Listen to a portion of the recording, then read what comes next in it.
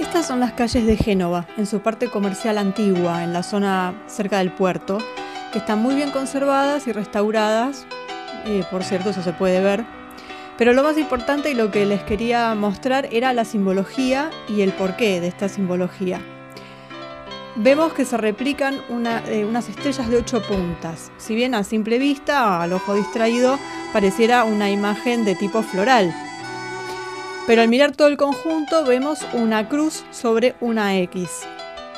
¿Y qué tiene de particular? Bueno, es una estrella de 8 puntas que tiene muchos nombres según qué cultura la utilice. Y son muchas las culturas que la usan desde hace miles de años. Podríamos decir que todas las culturas mediterráneas la tienen dentro de su simbología. Y si nos ponemos a investigar, ¿qué resulta? Que los fenicios fueron los que la distribuyeron por todos lados.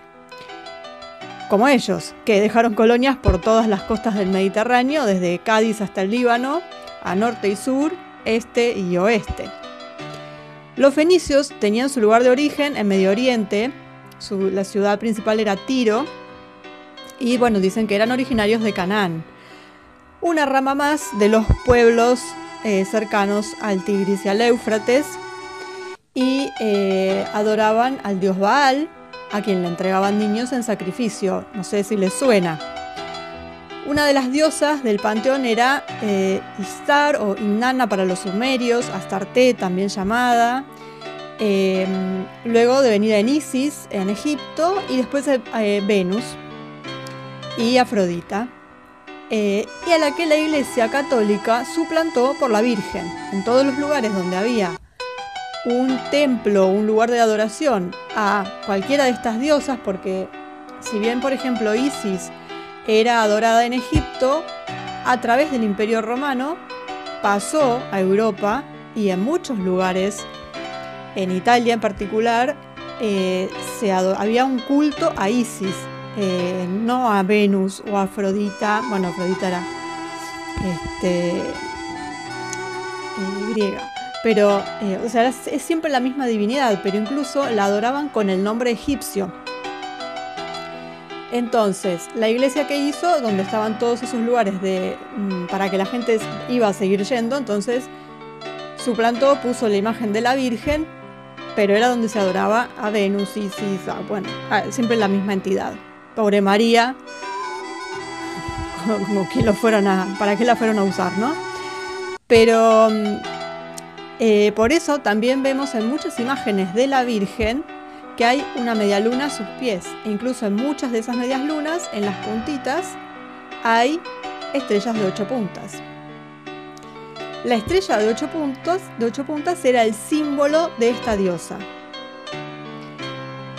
Si bien la diosa en cuestión no da muy buena vibra, todos coinciden en dotar a esta estrella de cierta buena reputación, digamos. O sea, pero eso sería una cuestión de otro análisis, o sea, ya hay que adentrarse en geometría sagrada. No nos vamos a meter con eso por ahora. Yo solo quería mostrar y que vean cómo en pleno siglo XXI todavía estamos rodeados sin darnos cuenta de todos estos símbolos tan antiguos que nos hablan de un pasado oculto y común a todos los mediterráneos. ¿Quién no vio esta estrella en decoraciones mozárabes? De hecho, es el símbolo de Andalucía en su versión de 2 cuadrados superpuestos y uno girado a 45 grados, pero que en definitiva es la misma representación. La estrella de Tartessos, en la misma zona, está en los mosaicos romanos, está en Turquía, está en el norte de África, aunque está dominada por los árabes, pero ellos manejan mucho esta estrella también. Todos lugares por donde dejaron huella los fenicios. Y ya suena como un estribillo de una canción.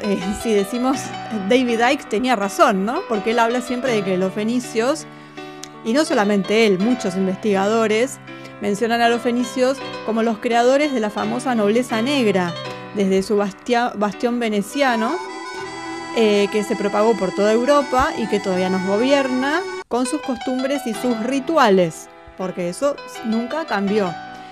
Y bueno, en Génova también hubo colonia fenicia. De hecho, en general, estas colonias se caracterizaron porque en algún momento fueron grandes potencias marítimas. Entonces, tanto en España como en Italia, en la parte sur, en la parte mediterránea que le queda a Francia, la parte turca, que anteriormente era griega, en Cartago, bueno, la antigua Cartago, siempre fueron potencias marítimas y grandes comerciantes y piratas, también hay que agregar.